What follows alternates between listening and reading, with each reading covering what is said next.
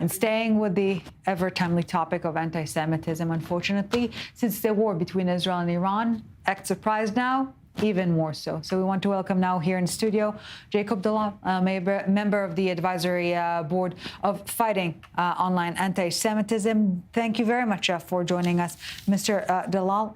Double the amount of content promoting violence against Jews. We're not just talking simple, quote unquote, anti-Semitic slur or hatred, actually calling for active violence.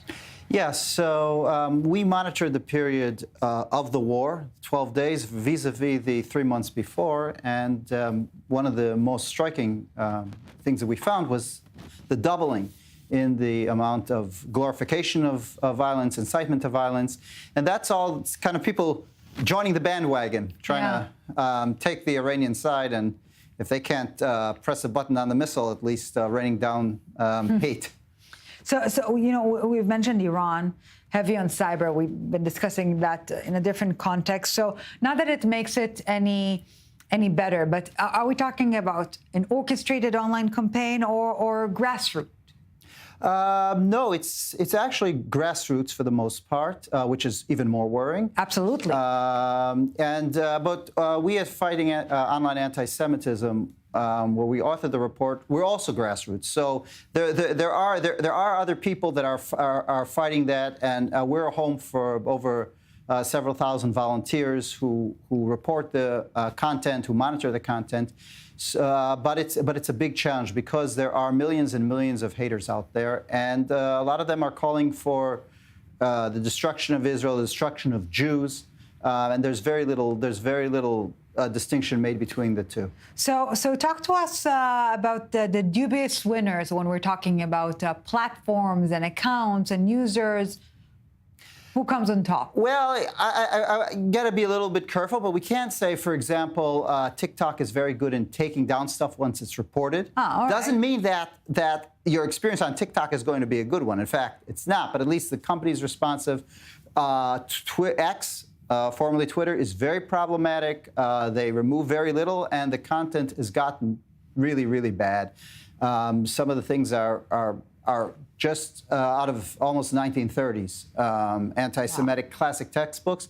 And sometimes they're taken down, and sometimes they're not. And the examples we have in our report, half of them are still online. So, wow. So TikTok, I'm pinpointing TikTok because, what can we say? It's the youngsters' platform, right? So you're saying that TikTok, unlike others, is more responsive once you... Once you report them, and if you report them through an organization, it's even better because a trusted flagger, they trust us, they trust other organizations.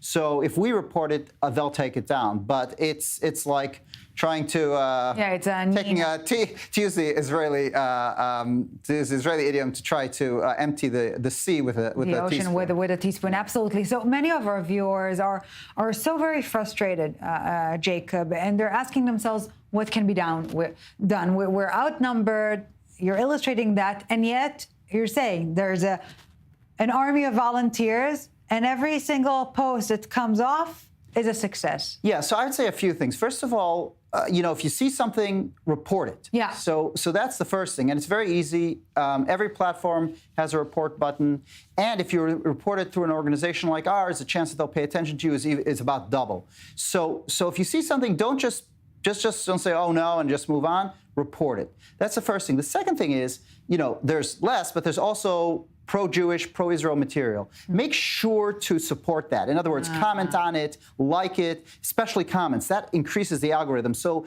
just by saying this is great, you're going to increase the visibility of the good stuff. But now I'm trying to learn as we go in order not to encourage anti-Semitic slur. We need to not engage. Exactly.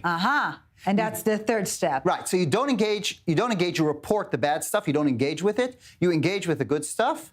And the third thing is to actually create your own stuff. So I think in general, part of the fight on anti-Semitism, on the one hand, it's defensive. On the one hand, it's saying no, taking down, calling out. Right. But the other part of the fight against anti-Semitism is being proactive, being proud of who you are. And if you do that online, hopefully